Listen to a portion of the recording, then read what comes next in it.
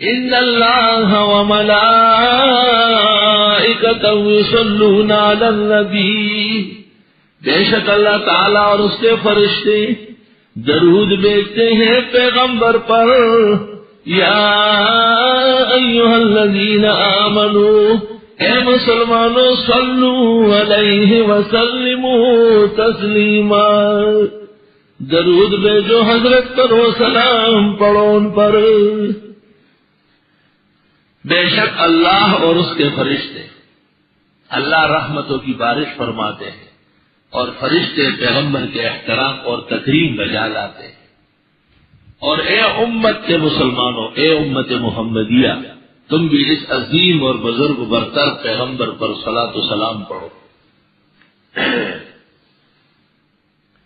یہاں تفصیل تو بہت زیادہ ہے، اور میں نے احسن التسلیم فیما احدث من الصلاۃ والتسلیم، یعنی بدعتیوں کا مبتدعانہ درود السلام کی شرعی حیثیت، بدعتیوں کے درود السلام کی شرعی حیثیت، یہ اس کا اردو میں نام ہے. اس موضوع پر محقق الاثر مولانا سرفراز خان صاحب کی کتاب درود شریف پڑھنے کا شرعی طریقہ، اور اس سے پہلے ابن قیم کی کتاب جلاء الافہام فی الصلاۃ والسلام علی خیر الانام، اور شمس الدین صحاوی کی کتاب القول البدیع فی الصلاۃ علی الحبیب الشفیع جیسی اہم مہم کتاب امت کے پاس پہلے سے موجود ہے.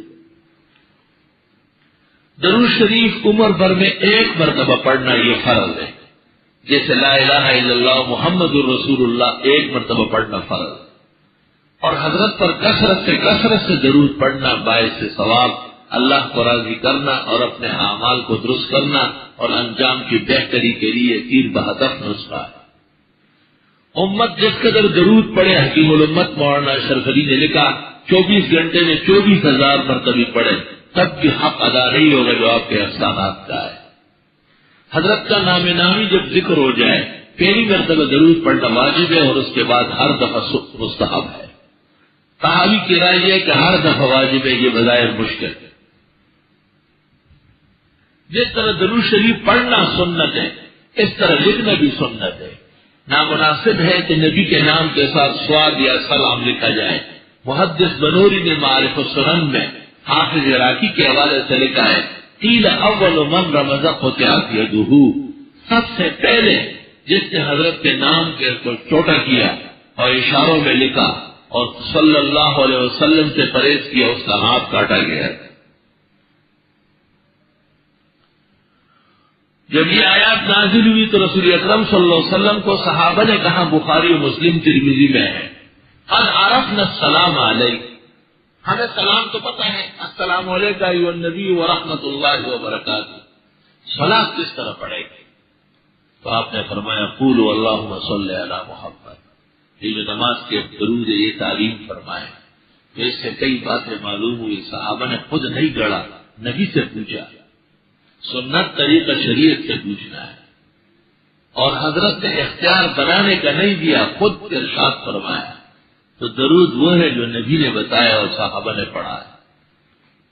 علماء لکھتے ہیں کہ اس سے ہم حکم اس طرز پر سیدھے وہ بھی جائز ہے، جس کو کہتے ہیں علماء فی حکم ما ورد الاثر، فی حکم ما ورد الاثر.